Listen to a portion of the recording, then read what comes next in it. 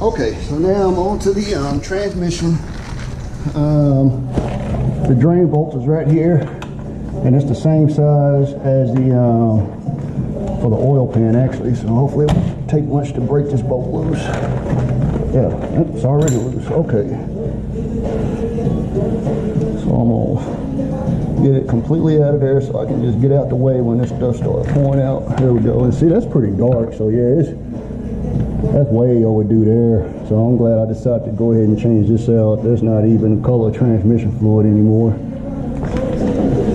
All right, I'm gonna let that drain, wipe my hands off, and when I get this out and get my plug put back in there, and when I start flushing it, I'll start the video back up and show the process of getting this thing flushed out. All right, so I got the transmission drained. The only way to fill this transmission back up is actually through the dipstick hole, which is right here. So I'm gonna start off, since it's a whole 3 quarts, I believe it's 3.5 quarts.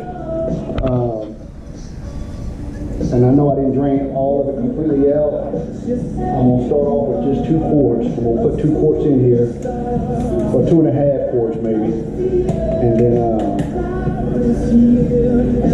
don't know if you can tell the difference, but just here on the lid, you can see how pink that is compared to how dark it was, the stuff that came out of there. It looked almost like the color oil. So that's what it should look like.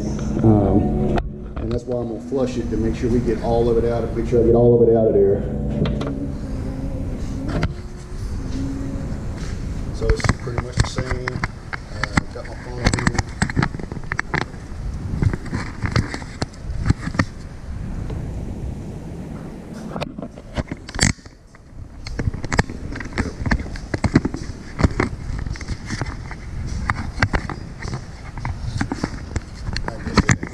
So anyway, it's not gonna set up here for me. Well, here we go.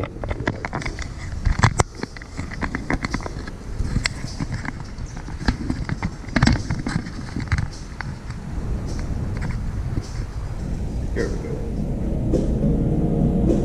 I'm just gonna pour it in there real slow.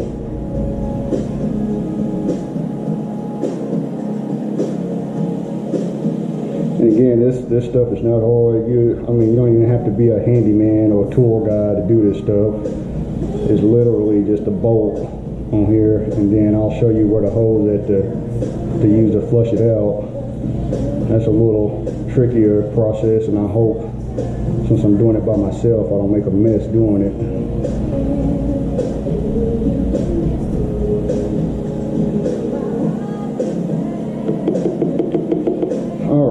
There's one.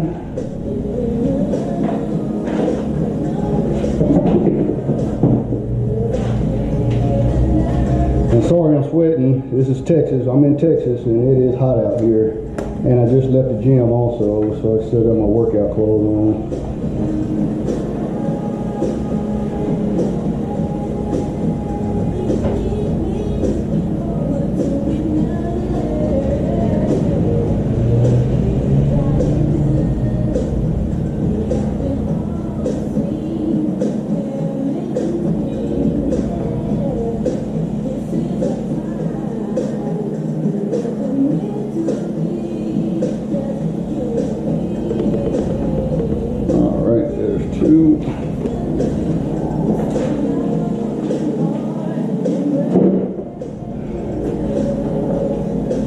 I'm gonna go ahead and put 3 in there. It'll hold 3. It drained quite a bit out of there.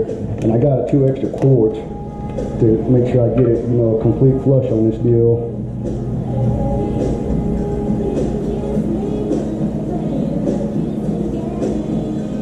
You want to make sure you get enough transmission fluid in here before you start trying to flush it, because you don't want to run it dry.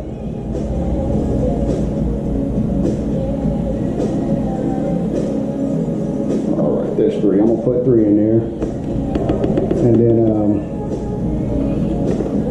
so I can show you the hoses now.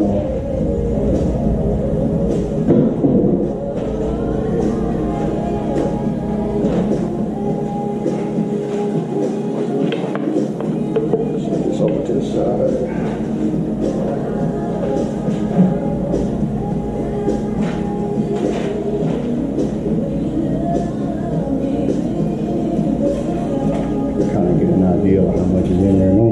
crank the car up.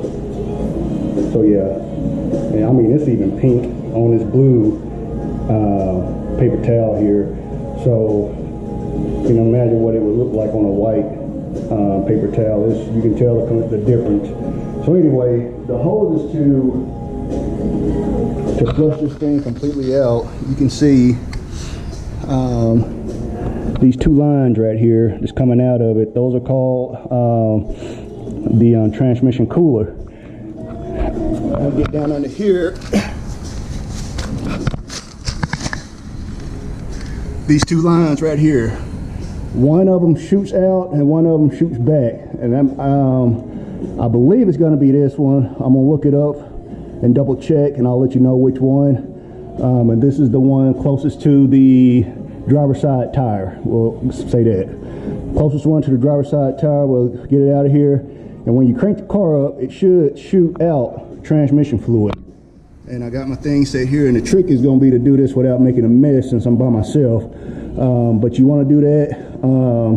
Try to shoot out about a quart at a time, and that make sure you get a complete flush. Once you get it about a quart out, you want to stop, refill it, shoot out about another quart, stop, and then we should be good to go with that last quart. And that should, pretty much get all of it out, because just draining that pan alone doesn't get all of it out. You still got some and the transmission itself and the flywheel and all that good business.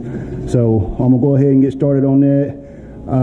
Just because I'm by myself and I don't know how this stuff is gonna shoot out, I'm not gonna videotape it because I don't want to get my camera dirty. So, but once I get done, I will let you know which hose you need to let loose for that fluid to pour out, to get out of there, and we'll go from there.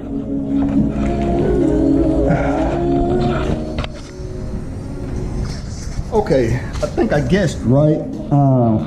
This is going to be the hose closest to the driver's side tire. And as you can see, it's this line right here. It came off this little thing right here. There's two of them right beside each other, so it's going to be the one to the driver's side. So you can see that. I'm going to set my camera back off here. Hopefully it'll catch it. It's far enough back. It won't get dirty. And when I crank my car up, I might end up having to put it in neutral for it to come out. But if not, just cranking it up should get that transmission fluid pouring out of there. So we'll see.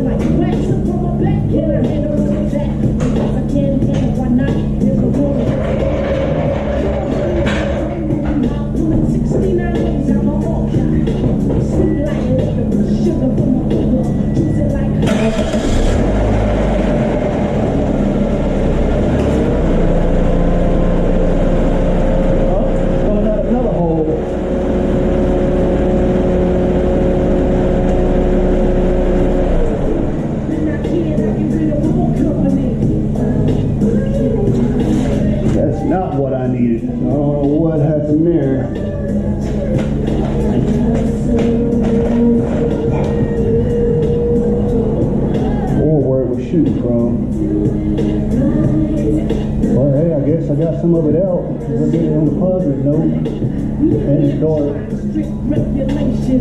I just don't know where that was coming from. Oh man. And I am glad I got this tarp down.